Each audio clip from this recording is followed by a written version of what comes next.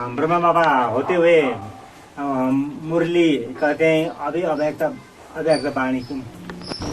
ब्रह्मा की सोल जो है वो अपना साकार शरीर छोड़ चुकी है ना,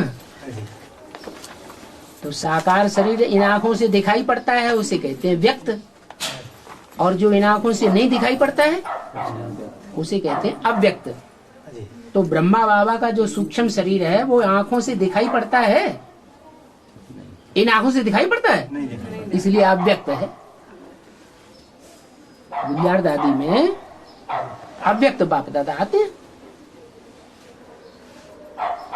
बाप इसलिए कहा जाता है कि जब गुलजार दादी में प्रवेश करती है ब्रह्मा की सोल तो निरंतर याद में रहती है। बाबा भी मुरली में यही बात कहते हैं कि तुम बच्चे मुझे जितना याद करते हो उतना मैं तुम्हारे साथ हूं।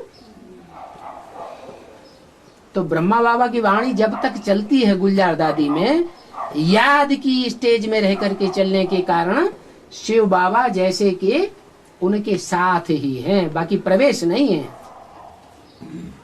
और गुलजार दादी तो जन्म से ही पवित्र कन्या है, या घरगृहस्थ में पली हुई कोई अपवित्र कन्या है? आज के घरगृहस्थ के जीवन में तो कह सकते हैं कि अपवित्रता होती है, लेकिन आश्रम के पवित्र वातावरण में पली हुई कन्या वो अपवित्र कहां से हो गई?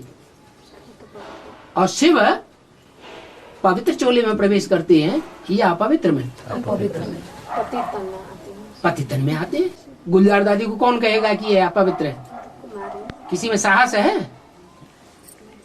पवित्र कन्या को अपवित्र कैसे कोई कह देगा?